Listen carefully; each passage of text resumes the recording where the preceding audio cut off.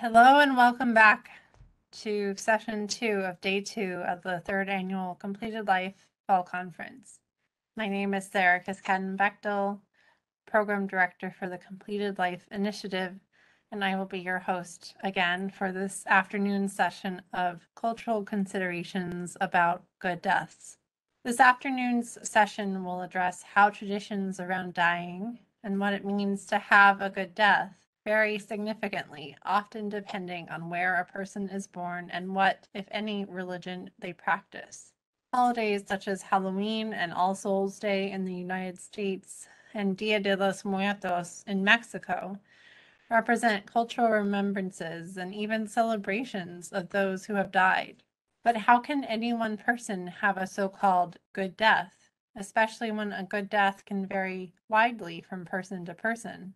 Any and all rituals involved in preparing for death, for example, ritual bathing, burning a candle, playing music, may provide meaning and comfort to that individual and their loved ones. For some people, having a good death is as important as having a good life. This session will present the unique challenges, cultural considerations, and ceremonial requests at the dying person's bedside. For this session, I have the honor of welcoming Hannah Fowler and Didi Sanchez to the Completed Life stage, both of whom are esteemed advisors to the Completed Life. Hannah Fowler is a hospice nurse, end-of-life doula, facilitator, and educator who brings conscious living and dying practices to individuals and organizations around the world. She is the Director of Education and Engagement for the Center of Conscious Living and Dying in Asheville, North Carolina, and faculty with the Conscious Dying Institute, and serves on the advisory board of the Completed Life Initiative. Hannah has presented for the Center for Death in Society, Redesigning Death Care, and the National End-of-Life Doula Alliance, and has been featured on podcasts including The Best Life, Best Death. Through trainings, workshops, and grief rituals, Hannah teaches how awareness of death goes beyond honoring our last act of living and allows us to open to the mystery of life itself. Prior to death care work, Hannah was the director of the intensive outpatient psychotherapy unit at the Lower Keys Medical Center and an ICU step-down nurse at the University of Vermont Medical Center. Didi Sanchez is currently a senior research staff associate at the Taub Institute for Research on Alzheimer's disease and the aging brain at Columbia University Irving Medical Center. For the past 15 years, she has been the project coordinator of a longitudinal study on memory and aging, the Washington Heights-Hamilton Heights Inwood Columbia Aging Project, or YCAP. Ms. Sanchez has led initiatives to engage the Spanish-speaking and African-American community in Alzheimer's disease research, dissemination, and education on brain health.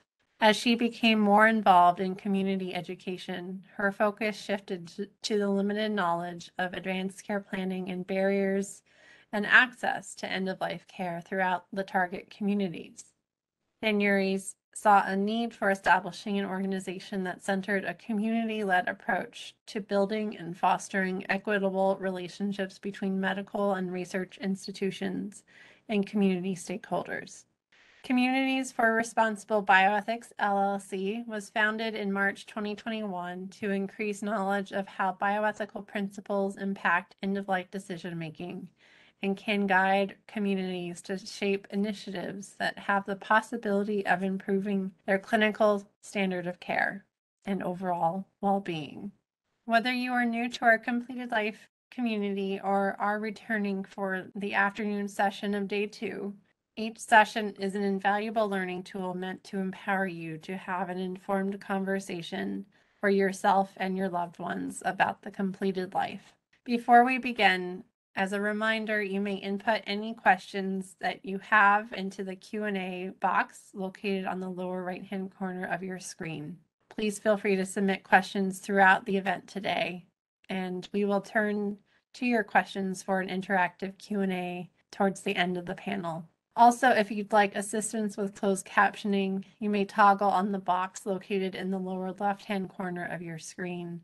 that provides captioning for the spoken words of today's event. And finally, this session will be recorded, and the recording will be available after the conference concludes. So welcome, Hannah and Didi. Let's begin. Thank you, recording of Sarah. That was fun. Hi, Hannah. It's always nice to see Hi. you. It's nice to see you too. I wish we Yeah. could see everyone else, but I know you're there somewhere in the ether. I first wanted to thank Completed Life for this opportunity to share my experience in working with older adults, and also, Sarah for the delightful introduction. I appreciate your description of the work that I've been doing over the years, but I actually want to take some time to learn about Hannah and her work, which sounds truly amazing. Thank you so much for asking. And I am experiencing just a little bit of Wi-Fi trouble just in the last half hour or so. So if there's lag, just let me know. Just voice that to me, and maybe I can turn my video off if that helps retain some power. So my background that Sarah pretty much eloquently covered already is that I became a nurse years ago with the hopes of becoming a functional alternative medicine nurse practitioner. And just before I was about to start an NP program, I was working as a nurse in Vermont in an ICU step-down unit that Sarah mentioned. And while I was working there, I experienced how patients were cared for in the hospital in their last days because we were an overflow unit. So we had a lot of comfort care patients. And it just didn't feel comprehensive enough. Or really, it seemed to lack a quality of reverence, is more what I'm trying to say. It was like trying to fit this sacred part of life into a machine-like system. And so it often felt quite sterile and lacked meaning and intention. And it wasn't that the providers didn't have the heart for it. It was more just the infrastructure, the resources, the time, and the knowledge to provide more thorough care wasn't available. And I remember death was often discussed as a medical failure rather than something that's natural and normal and something that belongs. This was just my experience at the time. So instead of going on to become a nurse practitioner as I was planning, I pivoted to hospice nursing instead to give it a try. And I loved it because the focus was more on holistic support. And yet, even hospice felt institutionalized and prescriptive at times and siloed in many ways. You have the doctor, the nurse aide, the chaplain, and the social worker. And so everyone focuses on their own aspect of care, rather. And so there was that. And then I moved to Key West, Florida 6 years ago. And I was dismayed to find that the local hospice, the VNA, had just closed. And I was wondering how I'm supposed to do this work I know and love. And so I worked at that behavioral health facility for several years doing psychotherapy groups and working with grief and bereavement a lot. But I really missed supporting end of life care in community. And that's when I found out that you can become a death doula. And so I took a training with the Conscious Dying Institute about 5 years ago in Colorado, and it changed my life. And it really affirmed for me what I felt to always be true, which is that death can be even more supported than hospice allows for. And that death and doula support, hospice and doula support together can really work together to care for people in a more supportive and transcendent way, and in a way that supports the physical well-being, the mental, the emotional, the cultural, the spiritual, the practical needs and wishes of someone, and that you can fiercely advocate for that and support that as a whole person supporting a whole person in a way that's really resourced and thorough. And I got to see what's possible when death is embraced as a part of life, as our last act of living, and as a rite of passage, and sort of the healing that's possible for a person, for their loved ones, how it impacts grieving outcomes, how it allows us to live with so much more intention and presence and purposefulness when we approach it in this alternative way. Yeah. And so since then, I've been training other people to be doulas through the Institute. And it was through the Institute that I heard about this young man named Ethan Sisser. This was in March of 2021. And he was dying of a brain tumor. And I heard about Ethan because he was live streaming on social media his vigil for the world to see. And I remember thinking to myself that day, he's sharing his death. You know, he's doing what I always thought was a beautiful thing to do. He's sharing his death in community and on social media of all places, which I'd never seen before. And so I was really curious about him and deeply moved by him. And it turns out that in the last 18 or so months of his life, he was live streaming himself on social media as he navigated his cancer journey, so that he could connect with people around the world so that they could be less afraid and alone if they were having similar experiences. And his last wish was to film his dying process, to continue to inspire and to be in community and to be at home, at a home-like setting. But he didn't have a home, and the hospice facility wouldn't allow filming. And so a hospice doctor and death doula, her name is Dr. Aditi Sethi, found a home for him to die in Asheville, North Carolina, overlooking the mountains, beautiful place, and a care team of holistic practitioners and death doulas. And they brought in a film crew to enact his last wish. And that has since been turned into this beautiful piece of art, a documentary called The Last Ecstatic Days, which is almost complete. It finishes next month. And so I've been working on that because a few months later, after I heard about Ethan, the director reached out to me through the Institute and asked if I would come on as a producer. And so I moved to Asheville quickly after that and became immersed in this beautiful death care community here and became friends with Dr. Aditi Sethi. And Aditi was so transformed by her experience of caring for Ethan that she quit her hospice job of nearly 20 years and founded the Center for Conscious Living and Dying, or CCLD for short. And I never went back to Key West, and now my role is the Director of Education for this center. And I'll be training our 120 plus volunteers in the next couple months that we have to do bedside care when we open our doors to the public this winter. We have a beautiful property in Swannanoa. It's 15 minutes from Asheville for reference, and it's a beautiful place in the woods overlooking this stunning vista. And it's pretty revolutionary what's being created there because it's much more than a home where people will come to spend their last days in a non-medical setting. It's really this reclamation of a paradigm that's so old that it feels new to us, which is that death is meant to be in the hands of community and celebrated as a natural part of life, spent with good food and with music and so on, not necessarily behind closed doors and facilities with stale crackers, unless you want that, in which case, hell yes. So that's what I've been up to. And what's more interesting to me than all of that is that this movement is about way more than death. It's really about being in community where we choose love over fear, and not only in death, but in life too. And so that's part of my job right now is creating an in-depth train the trainer program so we can effectively create and contain and hold this level of enculturation to permeate this entire community so that hopefully we can spread this to other communities everywhere. And so that everyone has access to care like this available because it's free of charge. So it's a beautiful offering. And I think we'll address our crisis that we're experiencing in our medical communities and our caregiving crisis and so on. So I could go on forever, but that's the gist Well, of it. you know what I really loved? I love that you used the word healing, right? Sometimes we don't think about the process of death as a healing process, but I love that you said that because it then allows for individual, right, diversity and differences Yeah. and to have different approaches and who determines that? Who determines what is a good death or what death means to us? But I loved the aspect that you said healing. How through your process did you get to that understanding that to have to live through that process, it is sort of healing, or it is healing. How did you get to that moment? I think it was just, oh, can you hear me? Yes. Okay, all right. I just wanted to check. So much of the conditioning we receive as medical providers is, it's like life at all costs, that everything has to be medicalized, that healing means cure. And healing doesn't always mean cure. We're not just these physical bodies, we're so much more.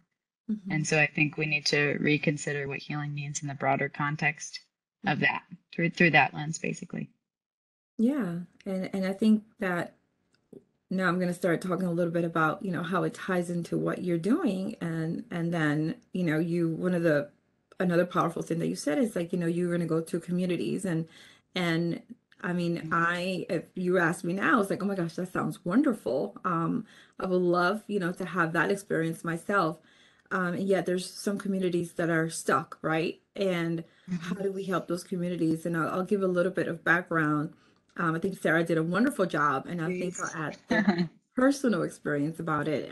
Please. So, for the, past almost 2 decades, I've been working with older adults who are normally aging in a community in a very diverse melting pot in New York City. Um, and, I've seen through my work their life experience and how they have, come to die. And I'll say that, and I say that those words because a lot of times they were not ready, they were not prepared, they were lacking that standard of care, right? That was holistic for them. um Most of the older adults that I follow, they're immigrants. Most of them are monolingual, so there's a culture clash, not only when it comes to, kind of medical care they receive, but also end of life care. And one of the things that, you find is that sometimes when you live within a society that's not supportive of how of the rituals that you do with your loved ones, it becomes really, um it becomes part of the disease itself. So for example, we lost Hannah for a little bit, but she'll be back. So one of the things that, the immigrants from the Caribbean do is, they they have 9-day ritual, post death. So they'll sit and they'll do what we call novenas, like 9-day experience where they pray. And what I've found with the families is that they're not able to take days off, for that support. So you have, different, people going through different experiences, but unable to fulfill their wishes. Another one is the care that they receive here. They're not able to go back to their country, so they are, wallowing in the inability to connect with their loved ones back home. What does that look like? And could we recreate that experience here? Could we allow families to spend 9 days at home? Most of them are, essential workers, low wage, earners, but the policies are not in place for them to be able to take 9 days, so they can honor their loved ones after death. So these are the kind of things that are actually on their mind. It's not even, I mean, it's not even just a process of what constitutes a good death, but what does it mean after we've passed, which is something that's, very, revered in this community. So not only, are they having, access to, holistic care and the care like Hannah was talking about, but also what happens after, you die. That is also, death doesn't just stop, when the body ceases or the person ceases to exist in that body, but it also continues with, rituals after death, how they're honored 9 days, every month, yearly rituals. And that actually adds to, the pain that are, are experienced in communities like this. So I wanted to, so one of the things you said, Hannah, was that you can bring your work to communities like this, and and find what is important to them, because what's important, and even within communities, what's important to my mom, right? She's the first generation. It's different than what's important to me. So I think understanding the individual diverse, um meanings when it comes to a good death, I think that's very important, and that's not what right now this society allows persons like this Yes. community. Yes. I'm here, Didi. I just lost you Yes. for about 30 seconds. You were sharing my internet. I might pivot to a hotspot soon, but I'm That's okay. pretty sure I caught all of what you're saying, and my Hmm. video keeps going on and off. And yours does too, which is interesting. But I am here with you. I just want Yes. you to know that. So so many things you said resonated deeply with me, and I apologize if this was part of what I missed, but what are some ways that you would like to see um, in terms of addressing some of the, not problems, but disparities in what you're talking about?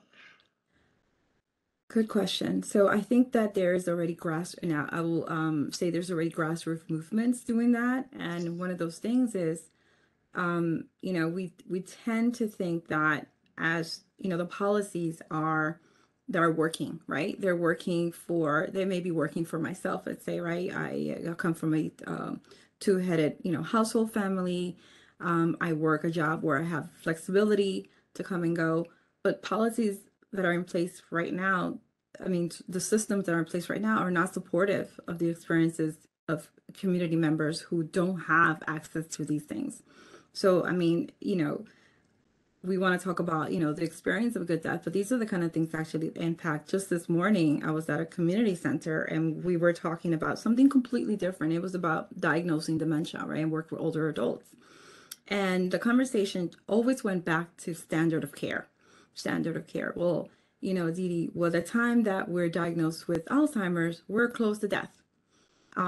So, we're at a point where we need to know now what we need to plan ahead so that when that time comes, that we're going to be in a long care facility, which they don't want to go, that's not what they would want to experience. Who's going to take care of us? Their caregivers, right? So, they have so many concerns about not only caring for their loved one, which was what the group was about caregivers, but also who's going to take care of them. And we're talking about, at when they're no longer able to take care of themselves. So when we discuss in communities like this, sometimes is really the first thing that's on their mind is we cannot, even if we wanted a good death, there's no access to it. And what do we do? So I think, Hannah, that's a good question. I think it's the support of the structures and systems, Yeah. and to realize and take into consideration, what are those rituals, and to honor Yes. the passing of a loved one. Didi, I love that answer, and I'm here. I know my video keeps flickering It's on and off. okay. I'm not sure why, but I hear you. I it's been something that I've struggled with for a long time, is this language of a good death, because I'm not someone who can pretend to even know what that means, other than, as you described, simply celebrating one's uniqueness, one's unique wishes and values and beliefs, and not having anyone around them push their own beliefs and practices onto them, sort of being the guardian of that space. And I think in the context of cultural consideration, there are so many folks of global majority who experience disparities in so many ways, and even in traumatic and sudden death. And I think you're spot on. Until we name and address the bigger cultural hurdles, good deaths will be few and far between. So I had to laugh when Sarah asked me to join today for this particular topic, because I'm not someone who knows what a good death is. I won't pretend to. And in terms of the cultural considerations, I can and try to honor the particular beliefs and practices of those I'm caring for. But myself, as an individual, I'm so starved of the cultural and even religious considerations in terms of my own background and upbringing.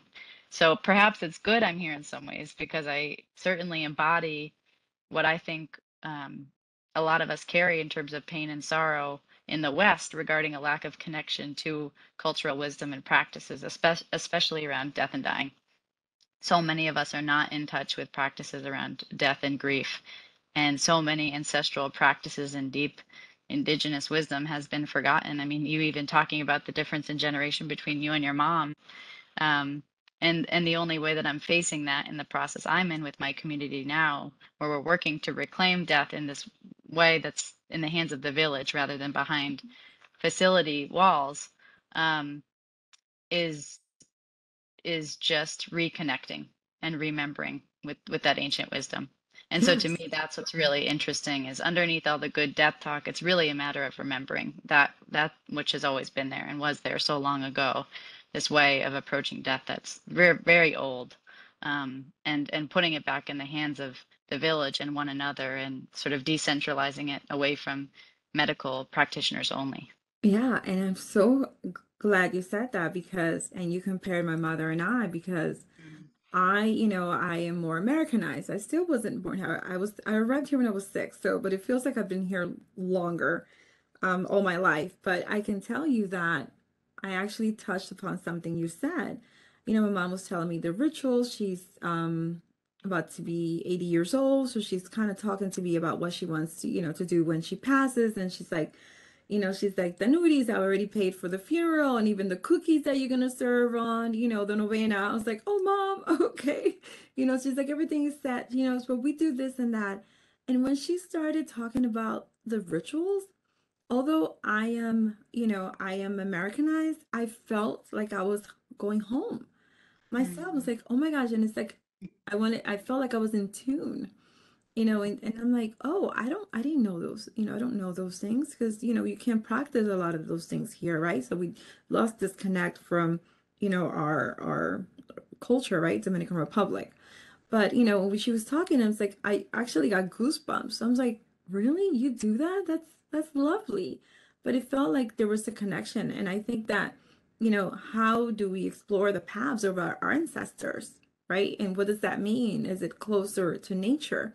And maybe our ancestors, that is our nature, right? Mhm. Mhm. Because I do believe in passing down not only just culture, just if you want to talk about more in general, like epigenetics, like an environment shapes us Yes. as well. And I did feel a deep connection to rituals that I had not personally experienced being here since I was 6 years old. But my mom was telling me what was done with her mother and dad, and I was like, oh my gosh, it's like I felt like I was home. And that necessarily didn't mean that I was here or there, but just being part of that circle. Mm. And those are the kind of things that if your organization, I mean, it's focused on that, I can tell you that you're dead on. No Mhm. pun intended. Pun intended. So, can you tell me? I'm just curious now. You said it felt like going home and you had goosebumps. What did it feel like? What else did it feel like in you?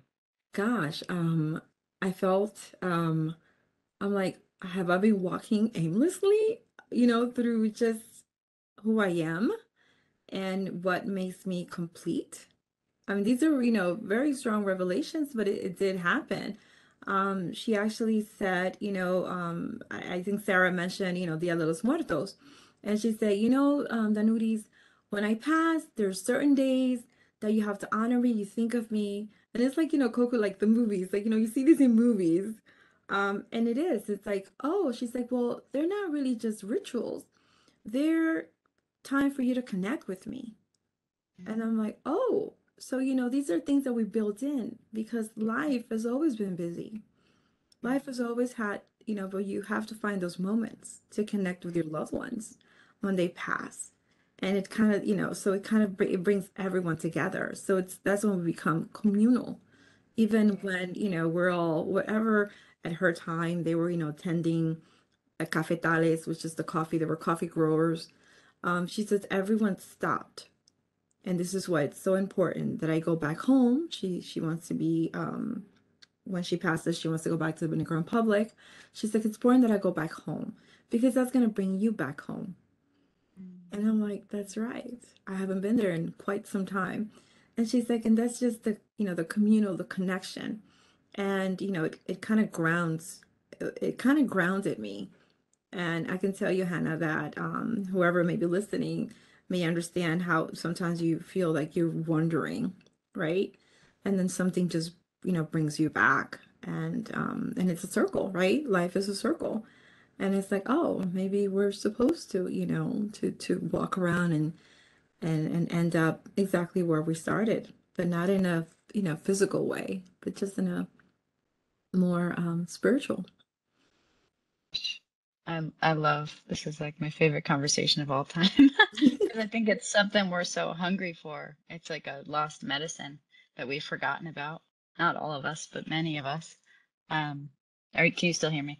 Yes, yes. Okay, just checking. How I did didn't that feel for you? Did you have a moment when I know that you say you clicked, you went, know. you had different transitions. Can you describe the moment when it just clicked for you?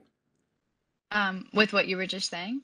Yeah, just I just now. just so many things like the community, the communal aspect that you were talking about, the importance of grieving and of practicing ritual in community. There's so Mhm. much, it's so potentiated the possibility, the healing possibility when we gather in groups and in public, I think. I mean, together versus just doing things on our own. I think Western civilization is very much individualistic, and so we've lost the benefits of that, of what it means to be around the fire together in community. So that, and then also just what you said about the rituals that your mom had mentioned, like it rituals directly correlate to the level of meaning and purpose that we experience, I think, because it's a separate time, it's a container, right, where you're able to cross this threshold into sacred time, into remembering the bigger, broader aspects of ourselves and what life and death and um, spirit is all about, and what has happened when we don't make time for that anymore. And, it's a part of ourselves that we've lost. It's a connection to ourselves and to one another that we've lost. Do you know Martine Prechtel at all? No, no, One tell me. one of my favorite authors and Mm. shamans, and he talks about how we're surrounded by the ghosts of unwept ancestors. No, tell me a little bit more. It just reminded me of what you said when you were talking about your mom saying we need to make time and carve time out to celebrate and remember one another. Because Oh, if you don't, that's what feeds us. That's what feeds spirits and loved ones who have passed on, and that's what feeds ourselves with meaning and connection. And so that's what I hear when I hear you speak, and I'm just so grateful for you bringing this up. It's one of my oh, favorite thank you for topics. I think it's so important. Yeah. thank you for naming that. It's good to hear, it's good to hear someone else put it all in perspective because we have feelings, we have emotions, and then sometimes, we feel like, is it just me? But maybe this is experiential. And I think I can tell you one thing, working with the older adults after, not, we can't say post-COVID, right? We're still there. One of the things that I hear constantly is that we haven't really mourned as a community. The older adults that I work with was one of the most impacting communities in New York City and in the country. And we haven't really taken the time to heal. And I'm sorry, excuse me. We No, really you're okay. have not taken the time to heal and talk about all those deaths, especially, older adults were the ones who were mostly impacted in this community and they lost a lot of friends. And, we haven't had the time to mourn in whatever way that, that they would want to. And so it's like, okay, what does that look like? Mm-hmm. And from their perspective, right? Yeah. Yeah. I wonder if it's not if it's appropriate, if we could close our eyes and invite everyone who's on the call with us just for a moment to sort of drop in and breathe and carve out a moment of this intentionality here and now, and just take a nice deep collective breath in together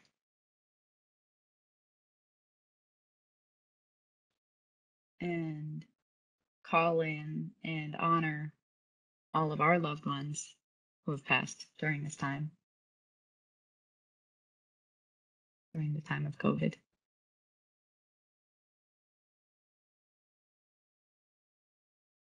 Visualizing all of us together in one big room instead of a virtual room.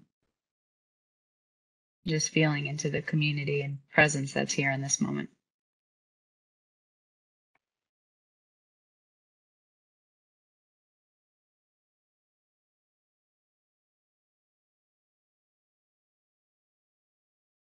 Thank you, Didi. Just wanted to Yeah, take the Hannah, opportunity. thank you. That felt otherworldly. Mm, yeah, it's important conversation. I don't know. I was gonna see. Mhm. I don't know how much time we have because it's rolled into the last webinar, so it says it's 3 hours and 2 minutes in. I know time flies when we're having fun, but I don't think it's been that long. I have no concept of how long we've been talking for. Hi, Hannah. You have about 30 Hi. minutes, and then Oh, we'll turn to audience questions. Okay. So, I mean, I'll any add, thoughts while you're here? Yes. I deeply appreciate the moment you invited us all to have just now with a deep Mhm. collective breath. I think we often forget to breathe when talking about such important issues at the end of life, and tapping into community is so important. And um, echoing what you and Didi were saying, the lost rituals um, are gone, and yet how do we recreate ritual for the present, perhaps moving forward for future generations, and what would that entail and signify? Is it more of an American style individualism where we create our own individual rituals, or can we tap into community in a deeper way, and how would we do that? And also to the point of completed life and self-determination, and the so-called right to die, how do we weave in these elements within our both communal and individual rituals? Yeah, and that's a very good question, Sarah. How do we weave in, the right to die, right? Because, when we think of persons who are underserved, right? Undercared, um, sometimes you feel like you really have no choice, right? You have no choice, or options, right? Your options are limited. And sometimes, we tend to think, oh, this community doesn't, they were not, we tend to underestimate individuals or communities' openness or acceptance to different ways, of processing death and what they would want in their lives, right? Planning. And, and it is, I think it is important that we all realize that everyone has a right to learn and understand what those different options are, even if we, right? So in a society where we're open to everyone having their own set of values and beliefs. I think we need to expand that to things that we may not be comfortable with. And, over the years, I learned that not just when it comes to, choice of dying, right? There are some people who, just this morning, they were talking about advanced care planning, right? Do we want, do not resuscitate orders or artificial feeding tubes? And these are the conversations we're having. And then, I think someone, mentioned about, they were talking about, medical aid in dying. And then you had, this is a group of African American older adults. And, there's a lot of, misperceptions on what different communities are okay with and not. And one of the things that does to communities, diverse communities, that is a disservice, right? Because we're all, even within communities, we'll have individual, um, um, I'm gonna say likes, but just individual thoughts, right? So I think that the way that I see community is that we support each other no matter what we decide, and no matter how or what we think is a good death. And in the conversation, it just started, it started like, oh, we're talking about medical angina. And at the end, it got to the point where they were understanding, like, oh, this is important, to them. It's not something, it's not for me, but it is for them. And I think that we can get, if we were able to get that conversation in under 20 minutes from, what did you just say? What are you talking about? To all of a sudden, I see, I get it. You don't want needless suffering, or, you felt that, you've led a good life or whatever it is, or you don't want to be trapped in your body. But it just talks about, diversity in how we feel about dying and death and dying, and what is a good death to you and to others, and accepting of that, of those differences.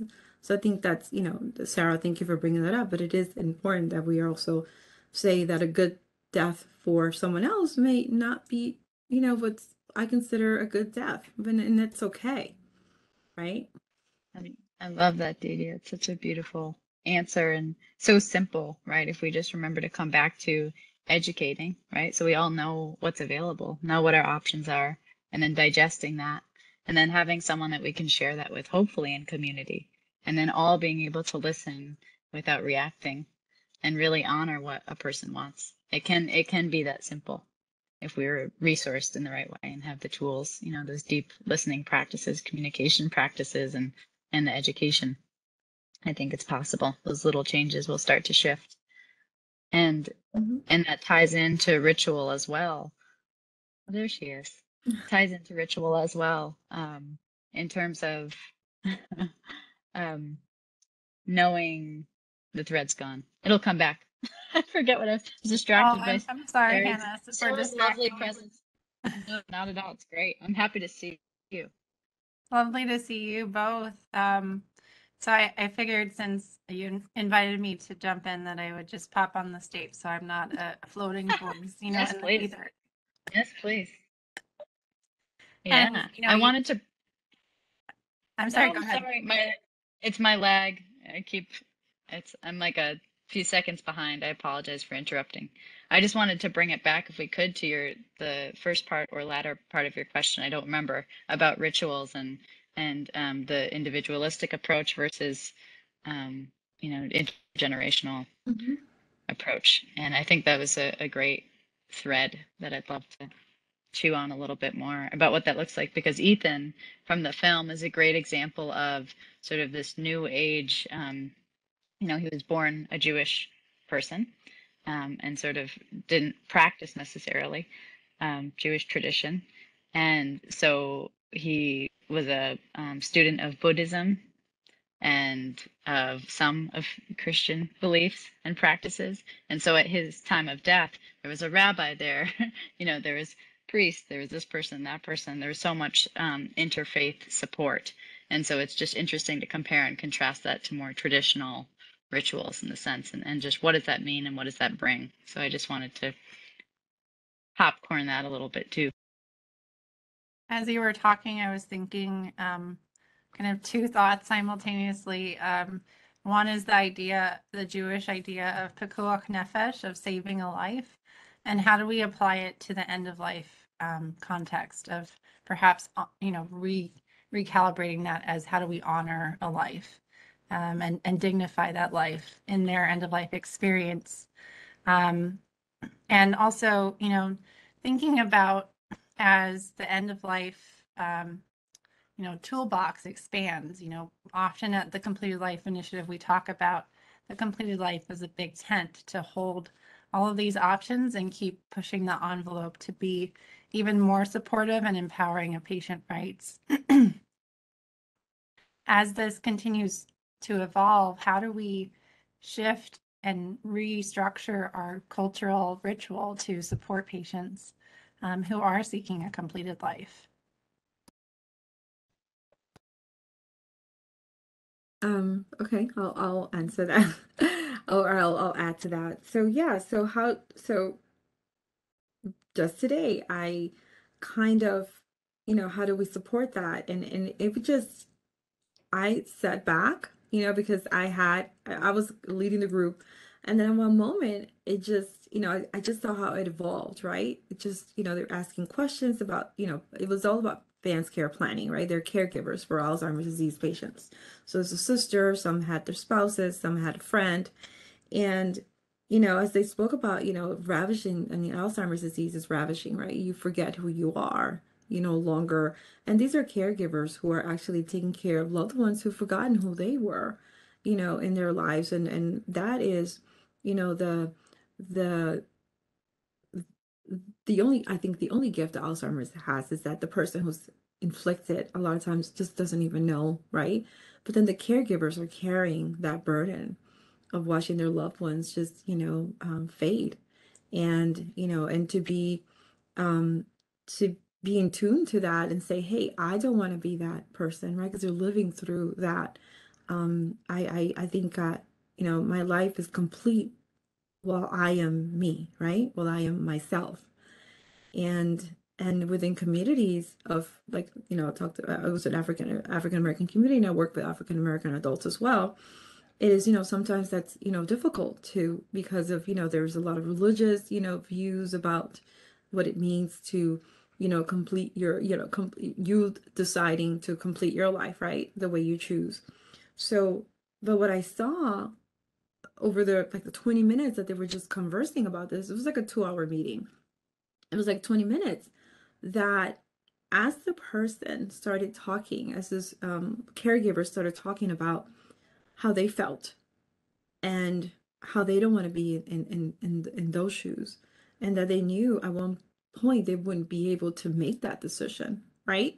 And that the system here doesn't consider that, you know, wouldn't honor their choices at that time. So that's kind of scary.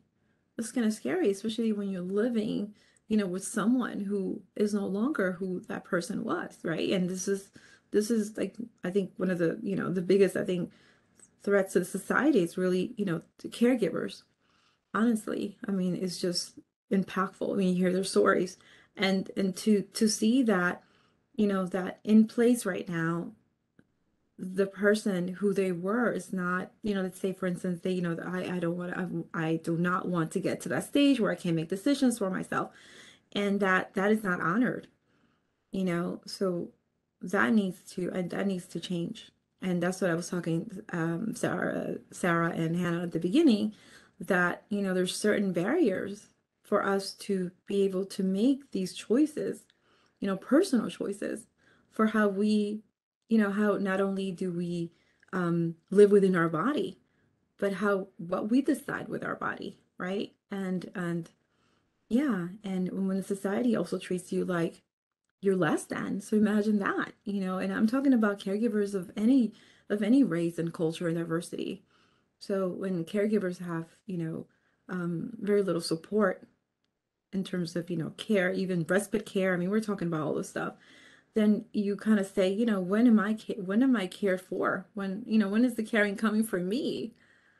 So, and then after those conversations, you can see the tide turning amongst them.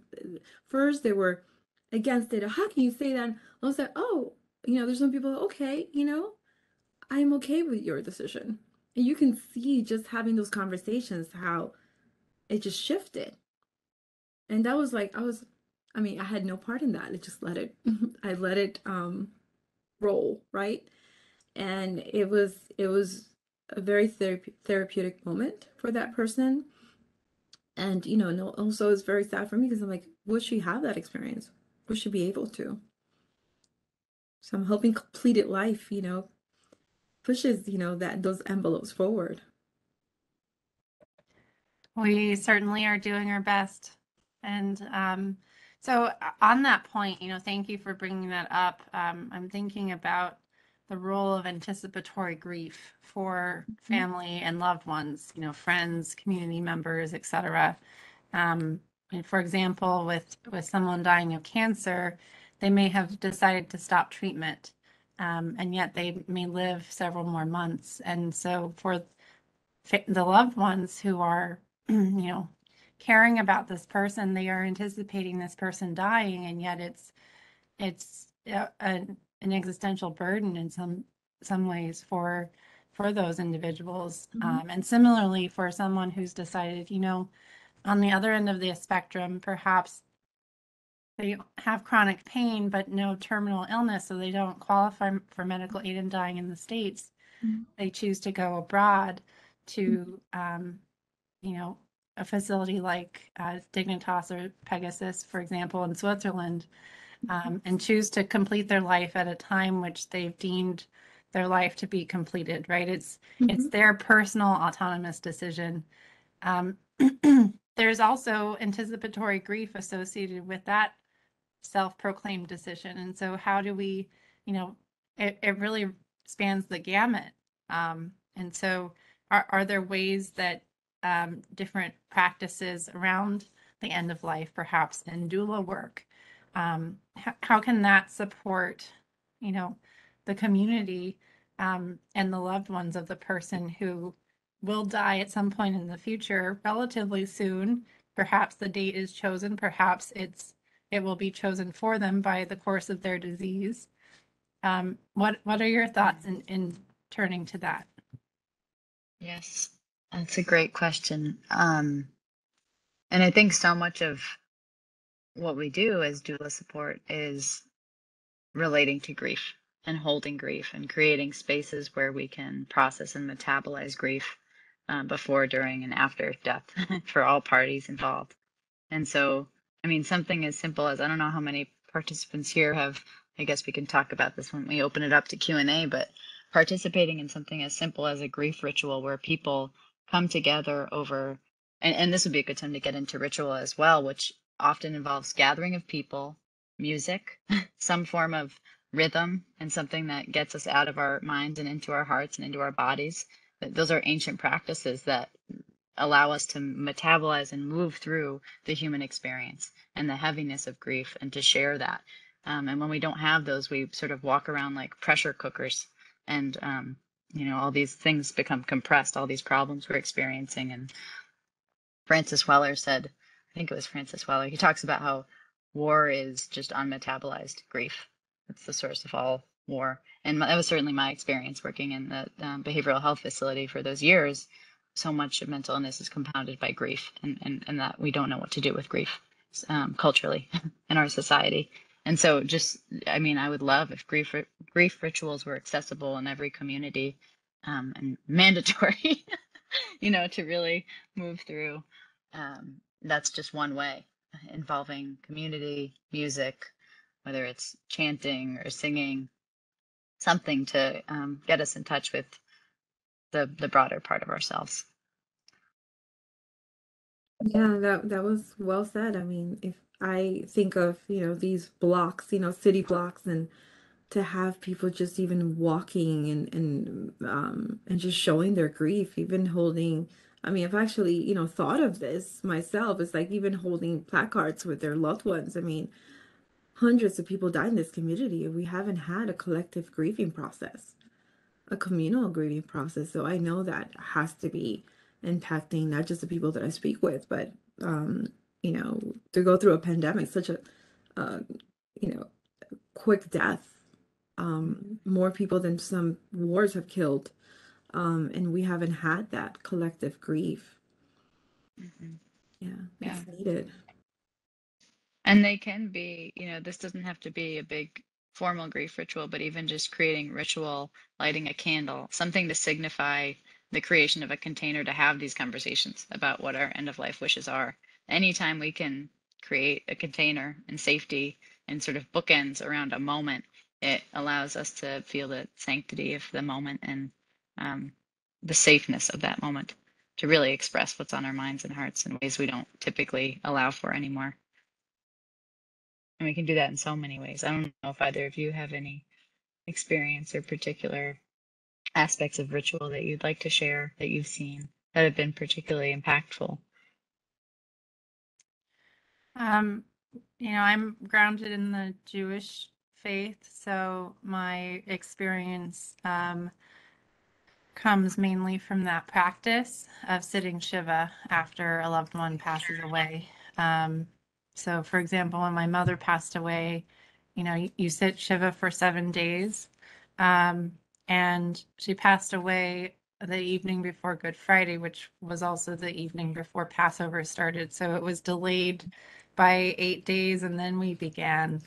And that delay was also an interesting kind of elongation of, or suspension of grieving, but also a pause to, and this certainly isn't common, that long pause, but sitting Shiva is really a chance for the community to show up for those who are mourning, to bring food and show up with physical presence, essentially.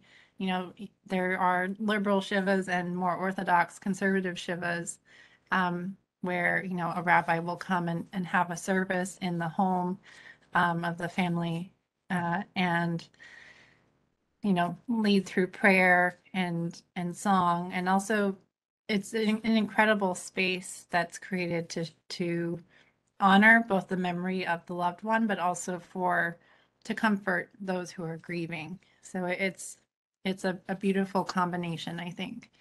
And I have also come from the perspective of the absence of ritual around death. And that absence for me left a gaping hole of needing support.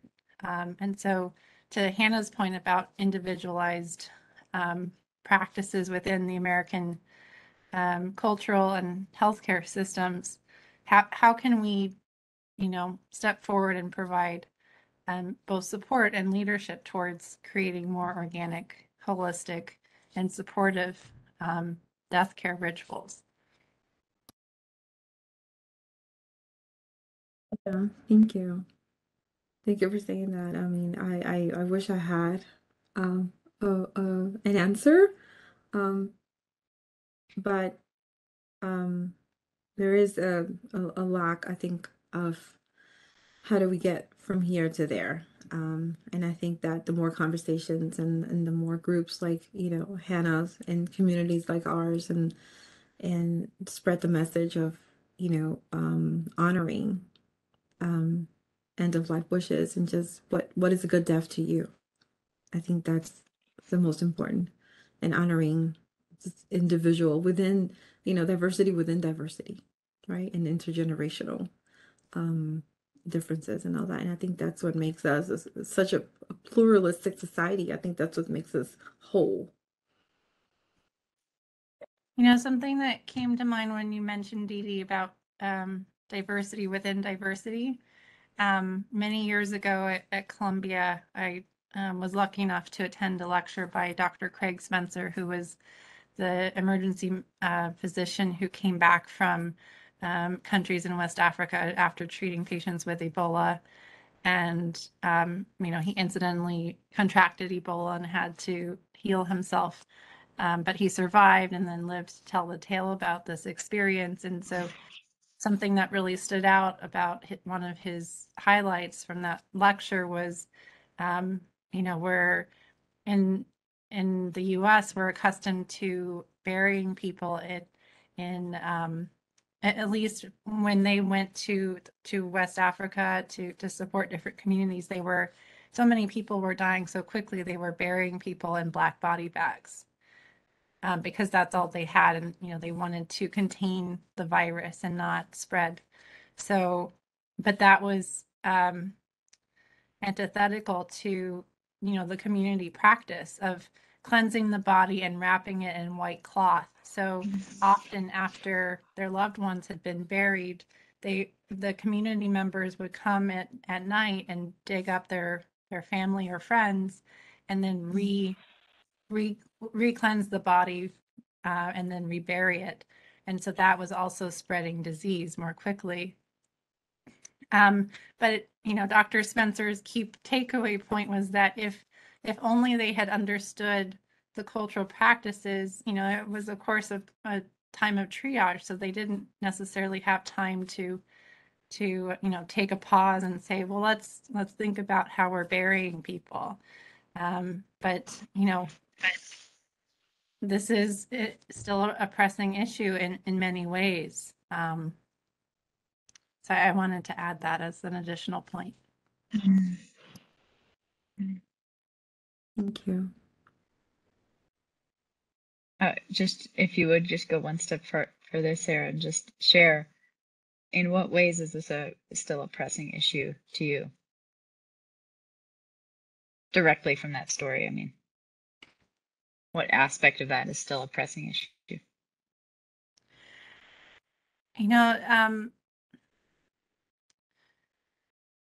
Often within our conversations here at the Completed Life Initiative, and within conversations from people from all over the world, the lack of awareness and understanding of cultural tradition and ritual is lacking. Yes.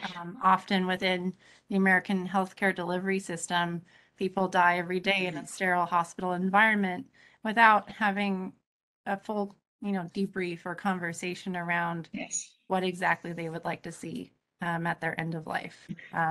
Perhaps if they had a choice in the matter, they would have chosen to die at home, or if they loved horses, to die in a pasture in nature, for example.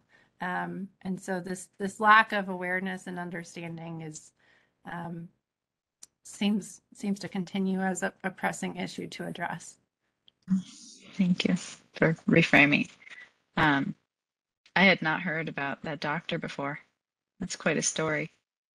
Seems to be a metaphor too for our time. It's like literally the dying off of ancient practices and wisdom. Powerful.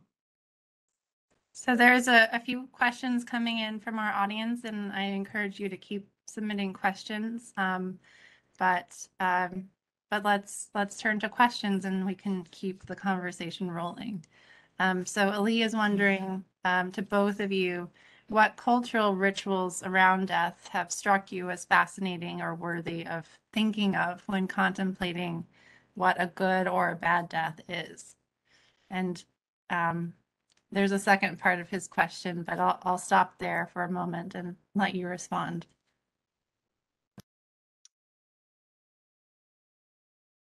Can you say that Didi, question one more go time? ahead and have at it. I'm trying to find it so I can read Yes. it as Can you well. say it one more time as well? Absolutely.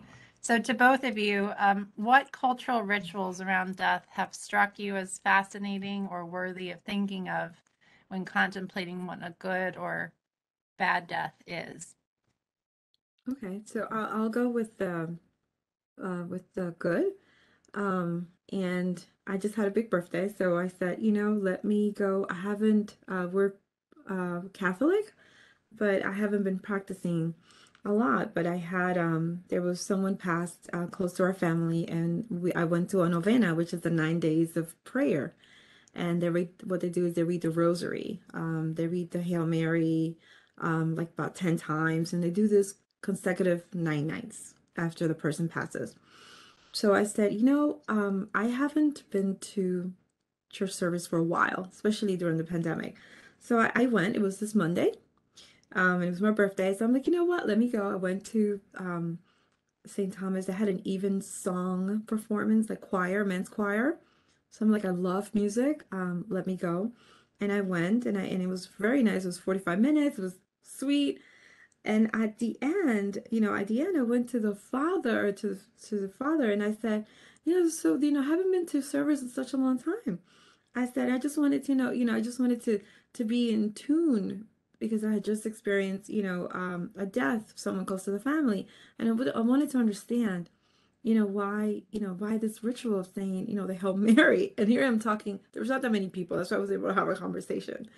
This was like Fifth Avenue, right in front of, like, a little bit past St. Patrick's Cathedral. It was like St. Thomas. And he's like, okay. He goes, well, how did you feel when you did that? And I said, actually, it felt, if at first, it felt kind of like monotonous, but said like 10 times. This is like beads. I think more than 10 times. You roll the bead as you say Hail Mary, full of grace, and you just keep one bead of it. Was many times. And I said, you know what? After, it was like we were all singing together and we were all connecting. And I think that's why I'm here, because I wanted to connect. And it just happened that I didn't want to do it. And I just started doing the rosary. And it was one of the older, grandmas. I was like, here's a rosary, do it. I was like, oh, I don't want to do this. But, as I kept doing it, I found like we just became like one. And it was all this humming, in Spanish, Dios te salve María, Madre de Dios, ruega nosotros, ruega por nosotros los pecadores. And you could imagine like more than 20 people doing this at once. And I found that so soothing, so soothing. And I'm like, hey, I haven't thought about that. Would I want that? And then I was like, yeah, I think I do. I want that, because there's people who loved you who are just coming together. And it's like a song. And it means something more than just, the words. It just means like we're here wishing you a safe passage, to wherever that, we think that, the body's going, or the spirit. So that was, I think, a good, what I consider a ritual that's, part of my culture, is like a good death. And to answer the second, bad death. And I don't want to say bad death, but I think now we're coming to cremation. And I also had someone who passed a couple of years ago. who, because we don't tend to do that, I didn't expect that. So this is somebody who was 44 years old. He was young. And when I went to the funeral, I expected to see him there, even past the body. And to me, it was, shocking. I'm not saying it's a bad death, but to me, I just wanted that time to say goodbye, even if it was just a physical body.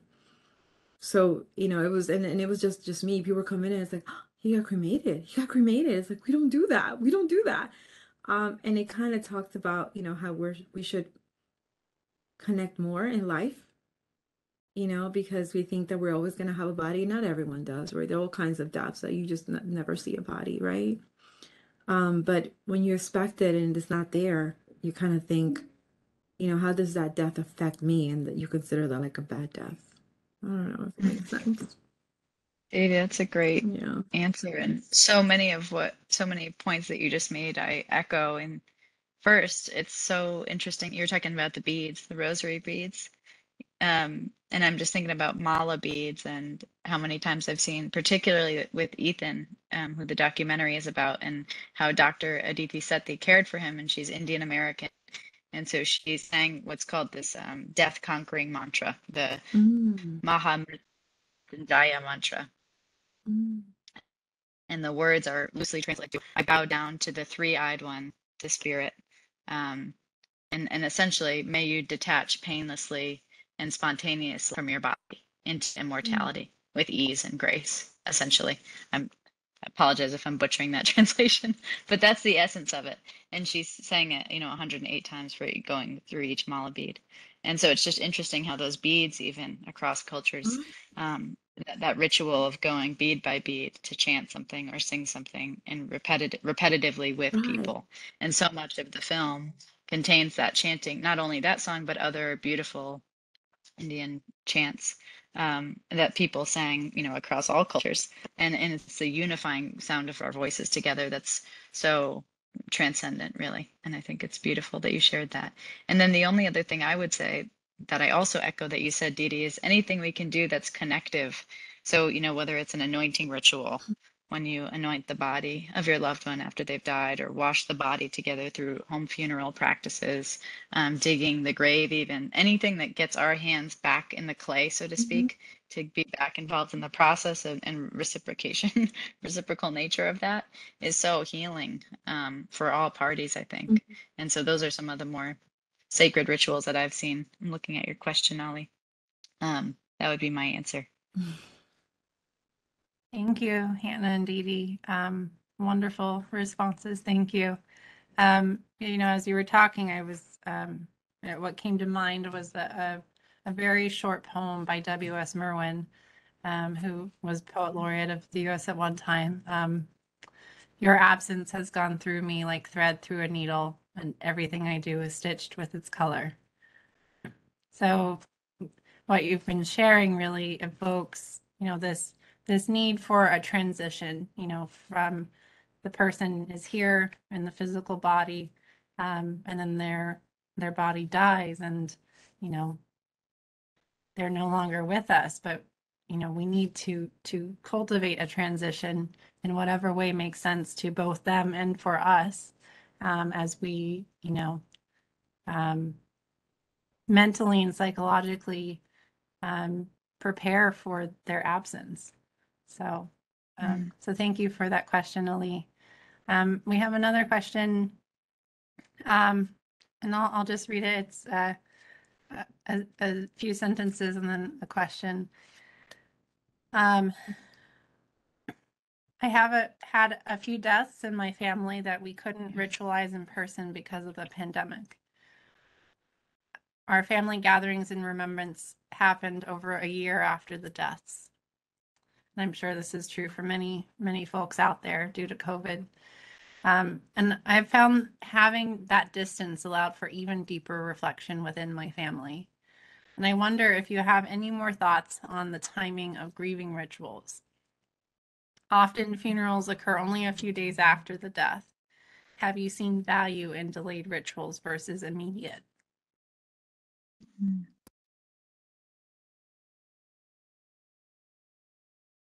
Mm. It's a great question. I think it's so relevant in the time of COVID. We've seen so much of this. And I've had a lot of people come to me and ask, it's that different type of compounded grief when we're not able to move through and process it in the typical ways and times we would like, similar to Ebola, the Ebola deaths you were talking about.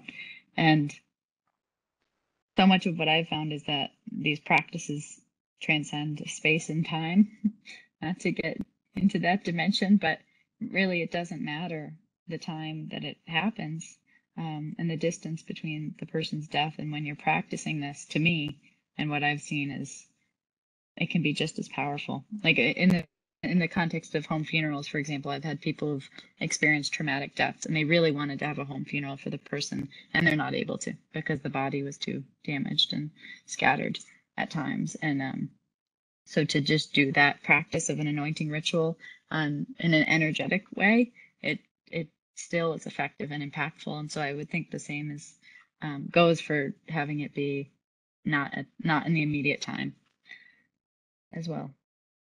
Yeah. I don't know if you feel differently, Didi, but that's my take. No, yeah, I do. And I think it goes back to what I told you, my mom. She said that there's rituals up until the 9 days and then the month and then the year. So it does, as you said, your question and in the statement that you made, it does kind of says the prolong, it kind of does allow you to reflect even more deeply, right? So with COVID, because we could not do the fast, usually rituals that happen here, right? We have funerals and then we go home and then, some of us go with more grief than others. But COVID, because we haven't had that closure, so it has prolonged that ritual, which is what in my culture happens automatically. We prolong it because it does allow you to go through the grieving process a little bit more in depth, right? When you're not accepting and then denial, not accepting. So then when you do the yearly, and I think it's like first 9 days, then a month, then 6 months, and then a year. So I think it's therapeutic, and I think it allows you just to process different things at different times. Yeah. Thank you both. Another question is from Abigail, and she's wondering, have you found at times people can be torn between what types of rituals they want personally and what their loved ones may want? In those moments, have you found ways perhaps to help them find that peaceful balance that will feel good to them? Hi, Abigail. I know Abigail.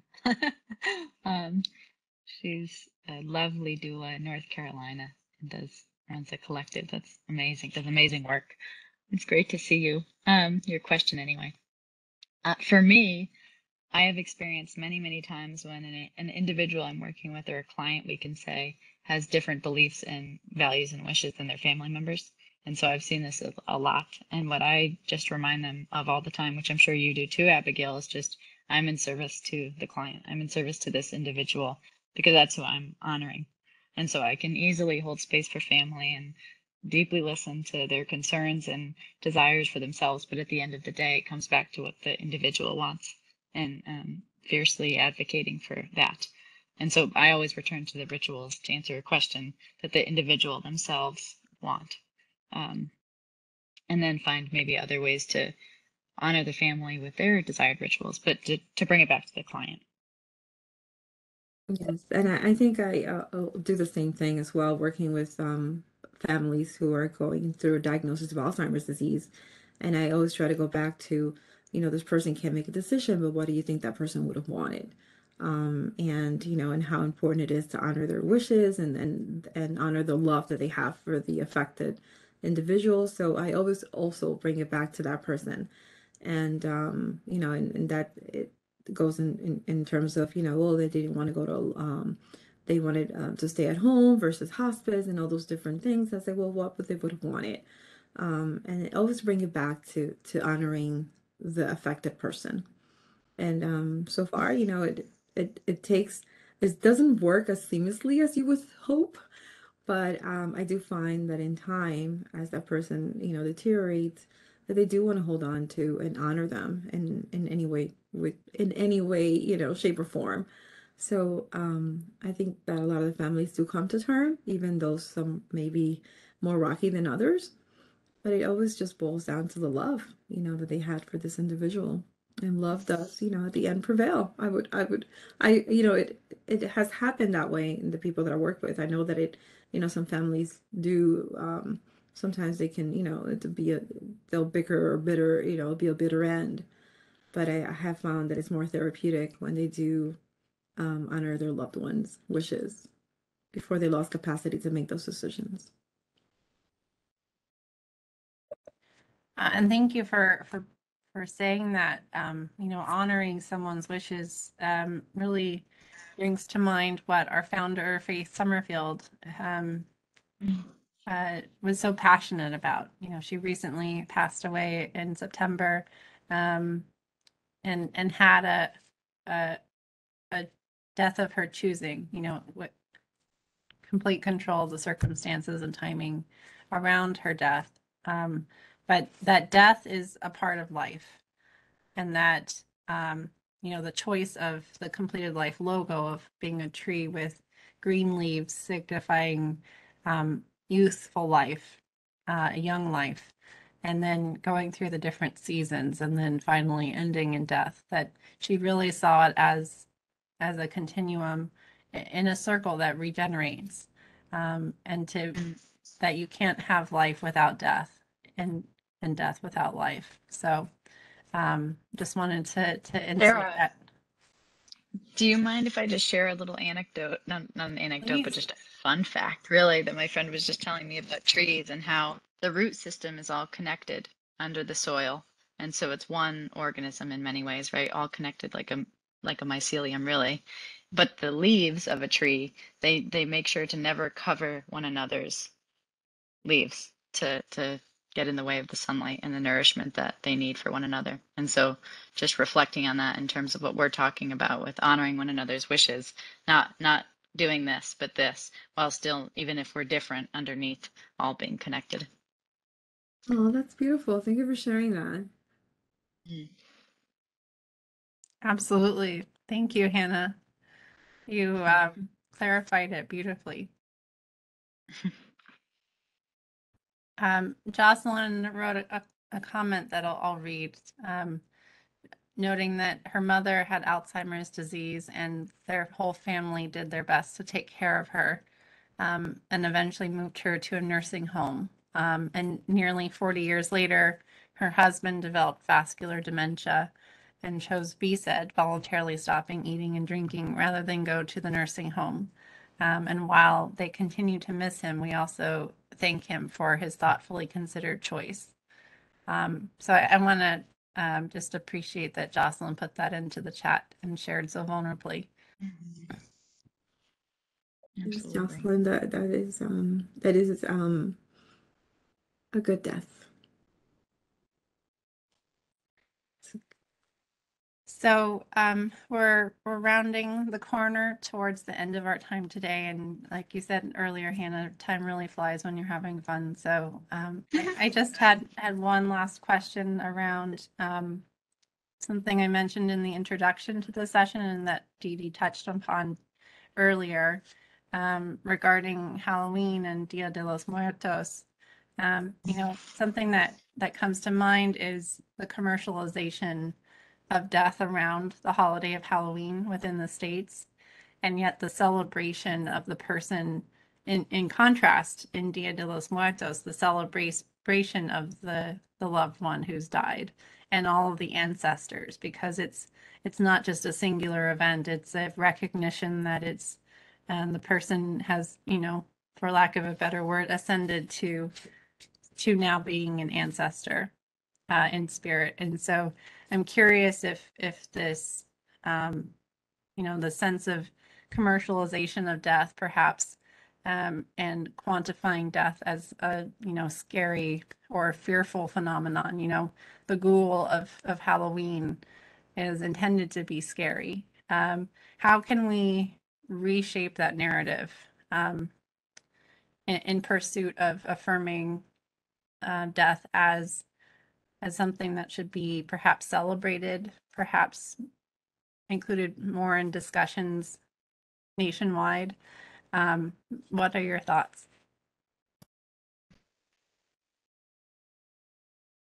That's an amazing question. I love it so much, and I think we're doing it right here and now. I don't think it's gonna. I think every little conversation. When I started at the Conscious Dying Institute, I don't know, a few years ago, training other people to be doulas, or rather, I'm sorry, let me back up. When I was trained to become a death doula, and I told people I was a death doula, they looked at me like I had 8 heads. And then in the last couple of years that I've been working with the Conscious Dying Institute, there's this huge surge of people wanting to join this movement. It's completely changed. We're in the zeitgeist moment. And I think every little conversation helps, every little exchange, Death Cafe, all these things that we're seeing everywhere are really tipping the scales. And we're definitely seeing it, when the film comes out. There are 3 films about death, documentary and fictional, that have come out in the last year, that are doing really well and getting lots of eyes on them. That hasn't been typical. So we're definitely opening up to these conversations more and more. And I think the more we do, the more we open space for people to acknowledge that. The more we talk about it, it's like what we all say: talking about death doesn't kill you. And the more we acknowledge that, and the more we embrace it, and we realize having these conversations actually does empower us to live more fully. It's not the scary ghoul, it's the opposite. If you keep running from it, then it is a scary ghoul. If you turn and face it and befriend the end, it's not so scary. Our director of the film, Scott Kirschenbaum, had this crippling fear of death his whole life. And he wrote this beautiful statement that, as he was looking down the barrel of the cameras, what he saw when he faced his death was Ethan smiling back at him. And I think that's really symbolic of what we're seeing, is the more people turn to face their death, to have these conversations, the more they realize it's not so scary when we do, when we have the courage to embrace what no one wants, but what comes anyway, as Stephen Jacobson says. So that's my 2 cents. That was beautiful, and I do agree, and I want to reiterate, Jocelyn, with your courage, to share the story about your loved ones and their decision. And I think the more we talk about it, the more we embrace the different options, different choices, and what constitutes a good death to, to not everyone has the same wish, right? And I'll get back to Hannah about the taboo. And in my culture, you heard me talk about how we embraced it and we celebrate it, but that's only up to the point where we're almost right there. But before that, it's taboo. It's like, don't say it, because it's like you're gonna wish it. And we have this little phrase, kind of translate to God willing, saying like, oh, like don't say it, like you don't talk about death because you're gonna bring it on, kind of thing. But then there's a 360 when we do find out that someone is this close to death, and it's like more embracing and more preparing and more ritual. So I think that if we elongate that process, where we start talking about it before, like planning, like again, like advanced care planning, just talk about it more in length before we get to that point, I think those taboos will cease to, will decrease, because we've talked about it and we're still here, right? So it's not like so instead of hushing, us as kids, and we grow up, and I don't say those things because I was acculturated to not talk about certain things, like oh, if whatever, you can die if you do that. It's like, no, don't say that because that may happen. So so we're acculturated not to talk about it, but then when it is about to happen, it's imminent, we embrace it. It's now become something of celebrating the person and of honoring the person after. So I think if we start talking about it, way before we actually get to that point, I think we start to see the natural aspect of death. Beautifully said, Didi, and thank you, Hannah, as well. It brings to mind having intergenerational conversations, from the 16-year-old who's just gotten their driver's license and elected to be an organ donor, to having a conversation with their parent or grandparent or cousin or aunt and uncle, or, community elder, about what it means to live well and perhaps die better. So I think with that, we've reached a beautiful conclusion. And I bow down to both of you and celebrate you both for your incredible contributions to our Completed Life conference session today. So thank you both so much for being here. And thank you all to those of you in the audience. We've been so grateful to have you here as well. And this concludes the fourth session of the Completed Life third annual fall conference. Stay tuned for the fifth and final session tomorrow for day 3, Gradients of Palliative Sedation with David Hoffman and Rob Horowitz. You won't want to miss it. You'll learn a lot, I'm sure. So as always, please feel free to stay connected to us. Tag us on social media, #CompletedLife, and check out more of our Completed Life content on our website.